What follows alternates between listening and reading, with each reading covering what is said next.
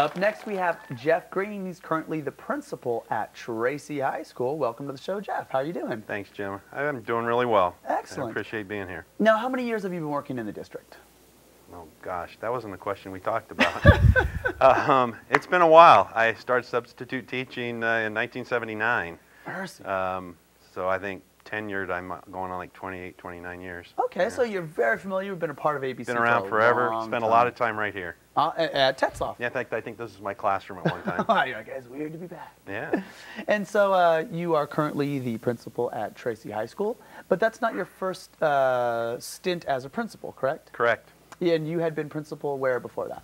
I was 8 years at Carmenita Middle School. Okay. And then 4 years at Cerritos High School. And this is my second year at Tracy. All right. Now, what is the difference between Tracy and Cerritos High School? What are kind of describe the differences between those two, just on a very general scale?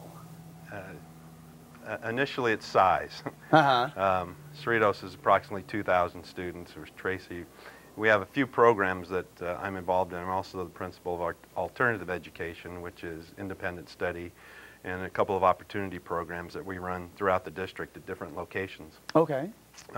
Overall, we have about 700, 800 students in our programs. Again, size is probably the biggest difference. Sure. But continuation education is a bit different than what most people see as a traditional high school education. So like Cerritos High School, GAR, Artesia, those would all be, Whitney, those would all be traditional comprehensive high schools. Well, Whitney's a little different, but oh yeah, the other three are traditional, right? In the sense that, for the most part, I'm going to back up a little bit. Continuation high school is primarily for credit recovery. Okay. Students that are struggling, dropout prevention, that Sure. type of thing. And students come to us if they are usually about 20 or more credits behind being on track for graduation from high school. The education code doesn't allow students in our program until they're 16. So most of our students are 11th and 12th graders. Okay. We do have 10th grade programs that we're allowed to operate as opportunity programs, but not a continuation high school program, even though they're run very similar. Okay. What we are permitted to do is give differentiated credit, whereas a traditional high school would be, students would receive 5 credits per class over an 18-week semester. Right. Our program is allowed to give 5 credits per class over a 9-week quarter. So the opportunity on paper, or at least initially, ideally, is you can double your credits over a period of time. Right. And that allows a student to catch up. Because Correct. if they were only going at the 5 credits a semester, unless they had a time machine, they would never be able to catch up. Correct. Well, unless they were going to other programs. Simultaneously. Correct. Usually that's through adult school, which we have here in our school district, or many times they will go into some type of ROP program, and also Cerritos College, or not Cerritos College, but a college program. Okay. And all schools are able to offer dual credit in that case. So most of our students way behind in credits. Right. They usually come to us 20 or more credits behind, depending Sure. on what year they come to us. And we try and catch them up. Many students come to us so far behind they won't catch up and be able to return to their home schools and graduate.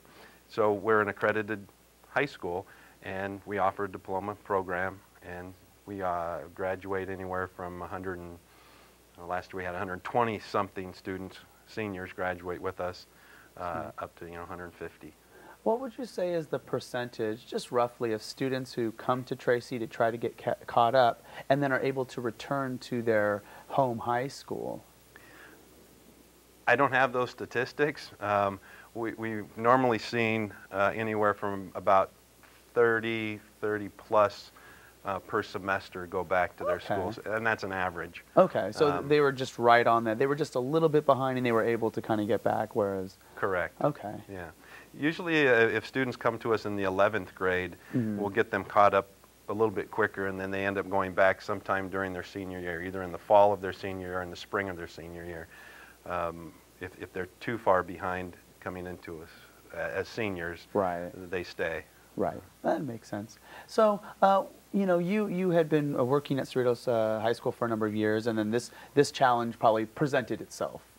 What made you decide to take the opportunity at Tracy? I was coerced. No. I was very good friends with the former principal, Tom Drulius. I don't know if he's ever been on the program. I think so. But we talked a few years prior to his retirement about an opportunity that he felt, and I felt I could, I want to say, fall into successfully. I love working with this population of students. They come with all kinds of stories, all kinds of issues in their lives. For some reason, keeping them from being successful at their regular or their home high school.